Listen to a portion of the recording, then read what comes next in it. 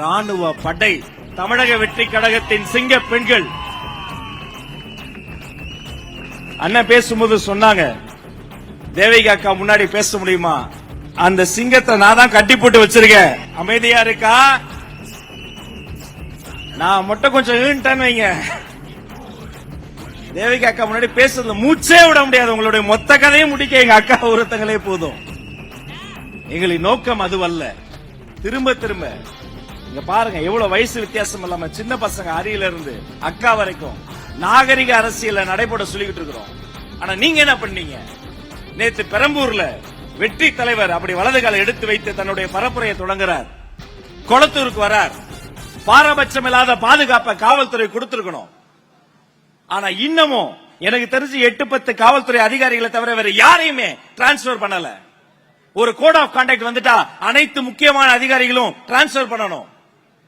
Election கமிஷனுக்கு வேலை பார்க்க வேண்டிய அதிகாரிகளில் சிலர் இன்னமும் அதிகாரத்திற்கு பயந்து முதல் முறை முதலமைச்சர் மதிப்பிற்குரிய மு.க. ஸ்டாலின் அவர்களினுடைய காப்பந்து அரசல்ல காட்டு தர்பாருக்கு கட்டுப்பட்டு வேலை செய்து கொண்டிருக்கிறீங்க. எழுதி வைத்துக் கொள்ளுங்கள், 20 நாளில் இந்த சர்க்கார் முடித்து வைப்பார். நான் உடனே கேட்டேன் தம்பிக்கு போன் பண்ணி, கூட்டத்தில் பெண்கள் முன்னாடி பாட்டில் வீசி இருக்கிறாங்க, எப்படி இருந்தாலும் ஒரு 10 சிங்க பெண்கள் தைரியமா இருக்கும் போது ஏதாவது ஒரு தங்கச்சி பயந்து போயிருக்குமே. என் தம்பி சொன்னா, ஒரு பொண்ணு கூட எழுந்து போலனா அடிப்பட்ட தவிர எல்லா பொண்ணும் உட்கார்ந்து இருக்கிறாங்க.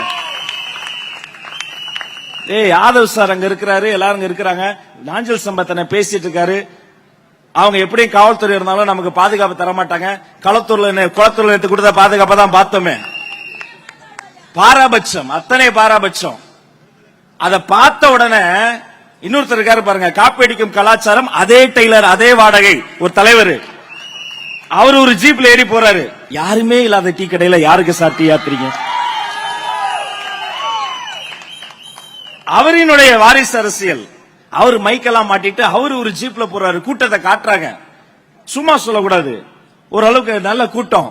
என்னடா இது கூட்டம் வருது எப்படின்னு பார்த்தா ட்விட்டர்ல வீடியோ வருது. 1-200 வாங்கிக்க.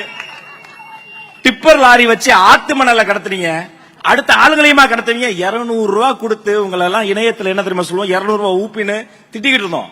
உண்மையிலே ஆளுக்கு 200 ரூபாய் கொடுத்து இப்படி கூட்டத்தை காமிச்சு அங்க பாக்குற ட்ரோன் ஷாட்ல அத்தனை சீருடை அணிந்த அதிகாரிகள் ஜீப்புக்கு பாதுகாப்பு தந்து, நியாயப்படி திமுக கூட்டத்துல வாசல்ல கட்டுற வாழைப்பழ தாருக்கு தான் நீங்க பாதுகாப்பு தரணும்.